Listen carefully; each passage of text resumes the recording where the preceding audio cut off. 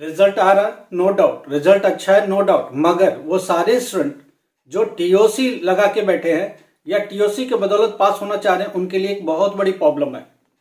क्या प्रॉब्लम हो रही है? वो पास नहीं हो रहे। बहुत सारे स्टूडेंट्स, कम से कम मान के चलो 10% टीओसी वाले स्टूडेंट पास नहीं हो रहे। क्यों नहीं पास हो रहे? आखिर में उसमें ऐसी क्या बात आ गई? आखिर में इसमें किसकी गलती है? किसकी गलतियों का खामियाजा स्टूडेंट भुगतेगा? टीओसी मिलेगा नहीं मिलेगा? मिलेगा तो उसका बेनिफिट होगा स्टूडेंट को कि नहीं? क्या टीओसी की वजह से वो पास होगा या नहीं? ये बहुत बड़ा क्वेश्चन मार्क खड़ा हो गया है। 10% स्टूडेंट टीओसी वाले पास नहीं हो रहे, मैं आपको साफ साफ बता दूं। और ये एक छोटा मोटा अमाउंट स्टूडेंट का क्वांटिटी नहीं है, ये बहुत बड़ी क्वांटिटी है स्टूडेंट की, एक बहुत बड़ी ह्यूज अमाउंट ऑफ स्टूडेंट। आप इसमें फेल हो रहे हो टीओसी की वजह से। 10% स्टूडेंट मान के चलो फेल हो रहा है टीओसी की वजह से। ये टीओसी में आखिर में स्टूडेंट की क्या गलती है? किसकी गलती है? कौन तय करेगा गलती? किसकी गलती तय की जाएगी? क्या बोर्ड की तरफ से गलती हो रही है? क्या स्टूडेंट की तरफ से गलती हो रही है? या उन एजेंटों ने जिन्होंने एडमिशन दिया उनकी समझ ना होना, उनको प्रॉपर नॉलेज ना होना, प्रॉपर गाइडेंस उनके पास नहीं होना, या उन्होंने मिसलीड किया स्टूडेंट को एडमिशन लेने के लिए?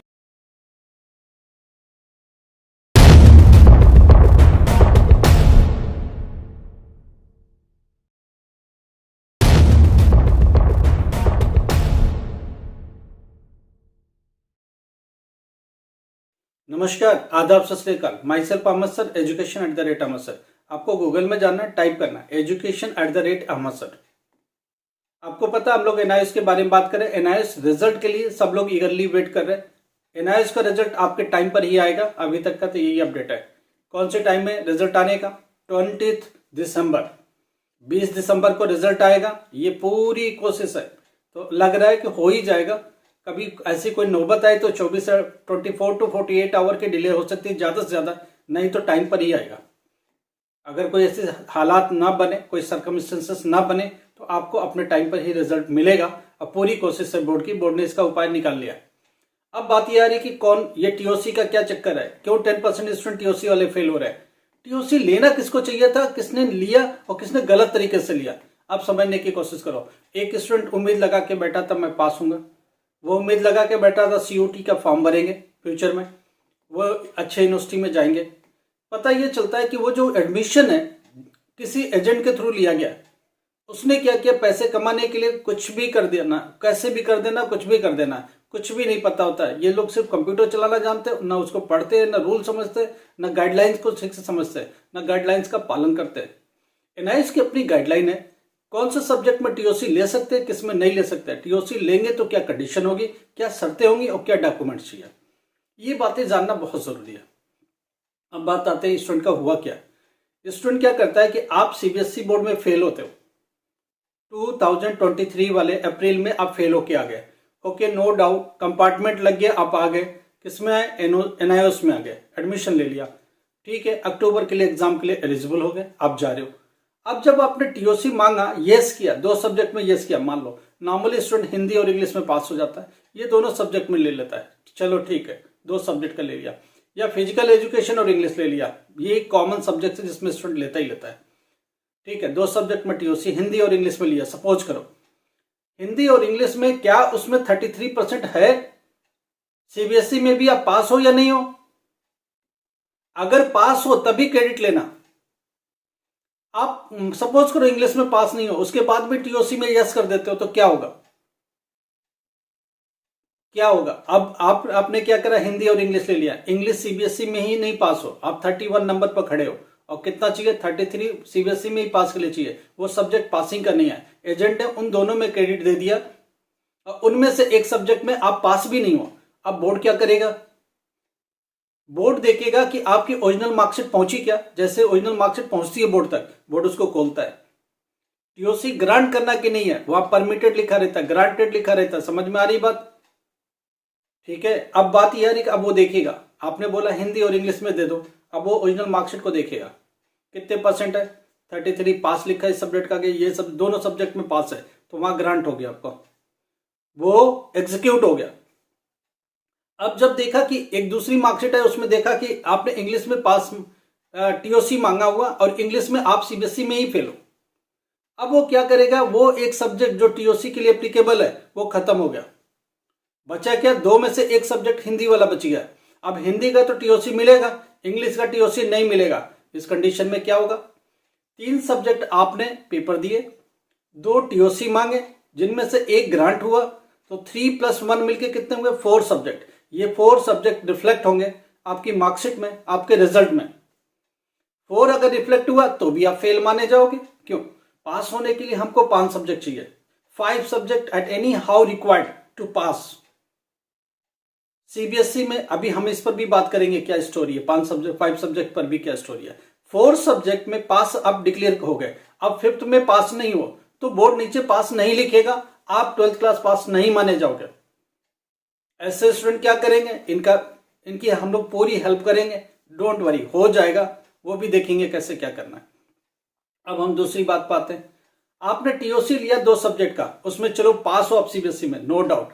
3 सब्जेक्ट आपने दे दिया तो 3 + 2 मिलके 5 हो गया, आप पास भी हो रहे हो यहाँ, मगर बोर्ड ने आपको पास नहीं दिया। इसके पीछे क्या रीजन है, होता क्या है कि एडमिशन जिस वक्त लिया जाता है उसके 10 डेज में रूल होता है। 10 डेज में आपकी जो ओरिजिनल मार्कशीट है, सीबीएसई वाली फेल वाली मार्कशीट ओरिजिनल, वो भेजना होता है बोर्ड को by post along with the admission form.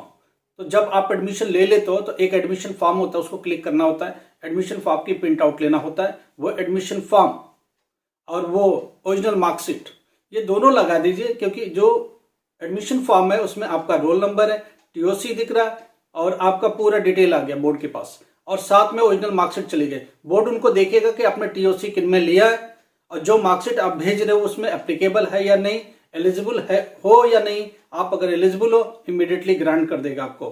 ठीक है, अब कहानी ये आ रही कि 10 रूल क्या, विदिन 10 डेज भेजना होता है। आपने क्या करा, 1 महीना बिता दिया, 1.5 महीने बिता दिए, आप जाकर के जब रिजल्ट आने वाला है तो अब आप भेज रहे हो, बोर्ड इसे ग्रांट नहीं करेगा।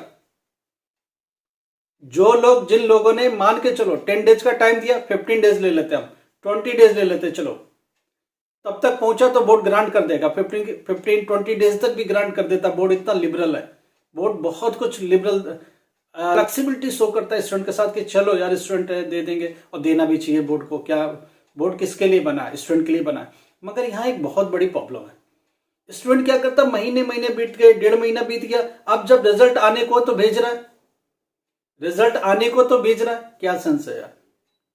बोर्ड के पास इतना टाइम नहीं अब आपको ग्रांट करे, समझ में आ रही है बात। अब बोर्ड क्या करेगा, उस मार्कशीट को एज इट इज कूड़े के ऐसे ही रखा रहेगा डॉक्यूमेंट्स में, वो एप्लीकेबल नहीं है। अब इसमें स्टूडेंट की गलती है, 100% स्टूडेंट की गलती है। अगर उन्होंने एजेंट से कराया तो एजेंट की पूरी गलती है, स्टूडेंट को नॉलेज नहीं था और एजेंट ने ठीक से उसे गाइड नहीं किया। पहली बात, गलत तरीके से टीओसी लिया, वो गलत टीओसी दिया, वो एजेंट की गलती है, एजेंट ने एडमिशन दिया। नॉर्मल स्टूडेंट एडमिशन नहीं लेता, वो सीएससी सेंटर जाता है या कोई भी आसपास इंटरनेट कैफे जाता है या फिर कहाँ जाता है, वो किसी एजेंट के थ्रू ही जाता है। ये पूरी गलती एजेंट की है। एजेंट तो नॉलेज था उसके पास, उसको आपको गाइड करना था, आपकी मार्कशीट लेके भेज देना था। पैसे क्या लिया, किसने क्या लिया, वो मैटर नहीं है। मैटर ये कि स्टूडेंट का काम हो जाना चाहिए था, ताकि स्टूडेंट ट्रबल ना हो, उसका रिजल्ट अफेक्ट ना हो, कम से कम ये काम तो करना ही था उसको। चलो ये हो गया, तो क्या इनका उपाय है, क्या सोल्यूशन है। अभी जो रिजल्ट आएगा ऐसे केसेस, चलो जिन्होंने लेट भी भेजा था मार्कशीट, उस पर भी 2 क्वेश्चन है। एक तो ग्रांट होने के टाइम खत्म, दूसरी बात अगर भेजा भी था तो क्या भेजना था, लेट पेमेंट का चार्ज काटना था, जाना था टीओसी लेट पेमेंट, उसकी स्लिप निकालनी थी, अप्लाई करना था ऑनलाइन ई सर्विसेज से, उसका एक प्रिंट आउट लेना था, वो मार्कशीट के साथ लगाना था और एडमिशन फॉर्म लगाना था और भेज देना था बोर्ड को। बोर्ड लगा देता इसको, क्यों लगा देता, क्योंकि लेट पेमेंट आपने चार्ज किया है और उस पर इमीडिएटली एक्शन हो जाता। चलो वो भी नहीं किया, अब क्या करें, रिजल्ट आ जाता, मान लो आगे 1 हफ्ते में रिजल्ट आ गया आपके पास। रिजल्ट में आपके वो 3 सब्जेक्ट दिख रहे हैं, टीओसी वाले नहीं दिख रहे, इसका मतलब आप अभी पास नहीं हुए हो और ये मार्कशीट से कहीं भी एडमिशन नहीं मिलेगा आपको। अब आप क्या करोगे, इमीडिएटली इस मार्कशीट को उठाओ, एक एप्लीकेशन और एक लेट पेमेंट टीओसी का इमीडिएटली जाकर के ऑनलाइन अप्लाई करो। ठीक है, ऑनलाइन टीओसी अप्लाई करो, अगेन लेट पेमेंट भरो, उसकी स्लिप एक एप्लीकेशन फॉर्म, साथ में एडमिशन फॉर्म, साथ में रिजल्ट और ओरिजिनल फेल मार्कशीट, ये सब लगा करके इमीडिएटली रीजनल सेंटर पहुंचो। रीजनल सेंटर पहुंच करके बाई हैंड सबमिट करो इमीडिएटली, ताकि इस पर जल्दी से जल्दी कार्रवाई हो जाए। अब स्टूडेंट ये भी पूछेगा कि ये कितने दिन में होगा। एक बात समझ लो, ये सरकारी काम है। अब आप लेट हो गए हो, कम से कम 2 महीने लगेंगे इसमें। कई बार देखा जाता 3-4 महीने तक इस पर एक्शन ही नहीं होता, 6-6 महीने भी लगते हुए देखे हमने। तो एक बात समझो, इमीडिएटली जमा करो। जमा करने के बाद 1 महीने 1.5 महीने आपके रीजनल सेंटर जितना भी पास हो, 1-2 बार जरूर चक्कर काटो कि जनाब, और ये जो देना जमा करना उसकी एक कॉपी रख लेना। स्टैंप मार के वो लोग दे देते हैं, एक कॉपी और लेके जाने एप्लीकेशन पर, उस पर वो मोहर मार देता है, स्टैंप मार देता है। वो आप दिखा दिखा के बार बार बात करते रहो, हर एक महीने पर जाओ कि जनाब हमने जमा किया था और इसका क्या एक्शन हुआ, ताकि वो एक्टिव रहे, और नहीं भी हो तो जल्दी ग्रांट हो जाए। आपका काम है, आपको चक्कर काटना पड़ेगा। फोन से कोई काम नहीं होता, फोन मैसेज ये सब इनएक्टिव फॉर्म है, सरकारी डिपार्टमेंट में कोई सुनने वाला नहीं है। तो जरूरी है कि आप लेट हुए हो, गलती आपकी है, तो आपको इस पर तेज काम करना पड़ेगा।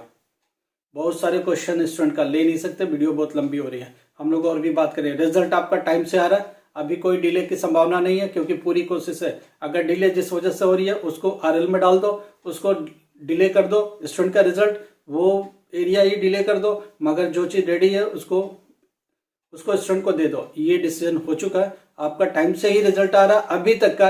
कल कोई अनहोनी हो जाए, कल को कोई घटना हो जाए, एक स्टूडेंट बोलता है कि लेट आप बता, भाई कुछ नहीं पता कल क्या होने वाला, ना आपको पता, ना हमको पता, ना बोर्ड को पता।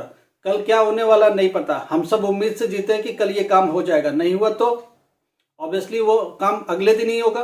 तो ऐसा चलता रहता है। तो ये मान के चलो कि रिजल्ट अभी के लिए तो टाइम पर आ रहा है, कोई होगा संभावना तो 1-2 दिन आगे पीछे हो सकता है। Thank you so much. Please एक ही रिक्वेस्ट है, लाइक करो, सब्सक्राइब करो और कम से कम 10 लोग को शेयर करो। और कोई भी प्रॉब्लम है व्हाट्सएप पर दे दो, 100% सोल्यूशन मिलेगा। ठीक है, थैंक यू।